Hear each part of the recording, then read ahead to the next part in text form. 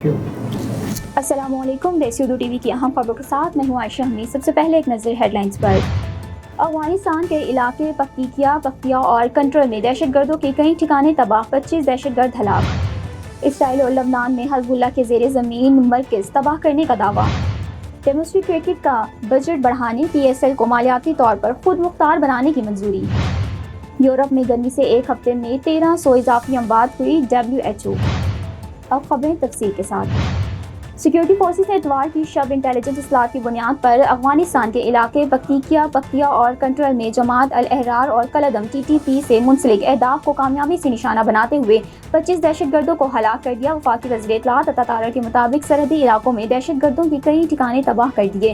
پختیا اور کنٹرول میں 3 ٹھکانوں کو نشانہ بنایا گیا جہاں 25 دہشت گرد مارے گئے۔ آپریشن کے دوران اسلحہ اور گولہ بارود کے ذخیرے بھی ملیہ میٹ کر دیے۔ وزیر اطلاعات عطا تارڑ نے واضح کیا ہے کہ شہریوں کی حفاظت اولین ترجیح ہے۔ دہشت گردی کی مکمل خاتمے تک کارروائیاں جاری رہیں گی۔ حالیہ کارروائی میں خیبر پختونخوا، بلوچستان اور کراچی حملوں کا جواب ہے۔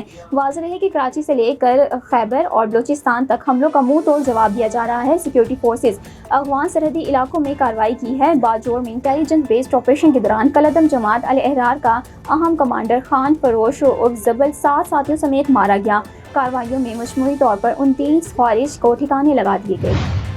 اسرائیل نے جنوبی لبنان میں مزاحمتی تنظیم حزب اللہ کے زیر زمین فوجی مرکز تباہ کرنے کا دعویٰ کیا ہے۔ حملے سے قبل امریکہ کو آگاہ کیا گیا۔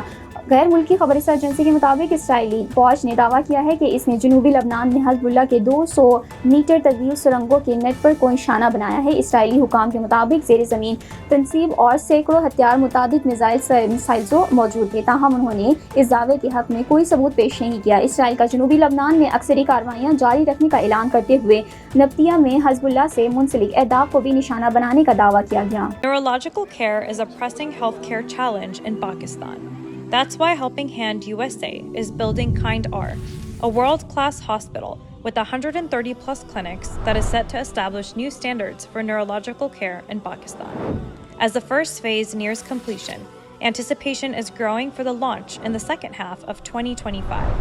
Give zakat and sadaqah through Helping Hand USA today and join this historic endeavor to redefine future healthcare in Pakistan. Pakistan cricket سے منسلک کھلاڑیوں کی فلاح اور ڈومیسٹک کرکٹ کی بہتری سے متعلق اہم فیصلے ہو گئے۔ چیئرمین محسن نقوی کی زیر صدارت بورڈ آف گورننس نے اجلاس میں نئے مالی سال کے بجٹ، PSL سینٹر کانٹریکٹس اور کھلاڑیوں کی میچ فکس میں ادائیگی کی طریقہ کار سمیت متعدد اہم امور کی منظوری دی گئی۔ اعلامیے کے مطابق مالی سال 2026-27 سے سرپلس بجٹ اور PSL ایڈیشن 12 کی متفقہ طور پر منظوری دی گئی ہے۔ PSL کو انتظامی اور مالیاتی طور پر خود مختار بنا دیا گیا۔ ڈومیسٹک کرکٹ کے فروغ کے لیے بجٹ 1 ارب روپے بڑھا کر 4 ارب روپے کر دیا گیا۔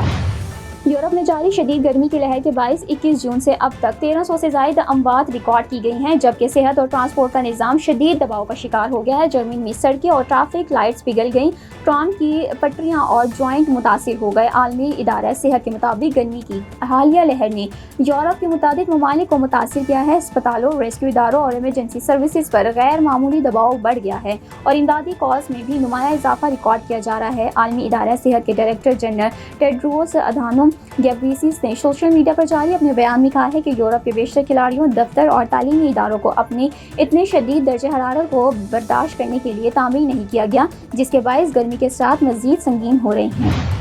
دیسی اردو ٹی وی کے ہم خبروں سے فی الوقت اتنا ہی۔ مزید خبروں اور اپڈیٹس میں دیکھتے رہیں دیسی Urdu T V. Neurological care is a pressing healthcare challenge in Pakistan. That's why Helping Hand USA is building Kind R, a world-class hospital with 130 plus clinics that is set to establish new standards for neurological care in Pakistan. As the first phase nears completion, anticipation is growing for the launch in the second half of 2025. Give zakat and sadaqah through Helping Hand USA today and join this historic endeavor to redefine future healthcare in Pakistan.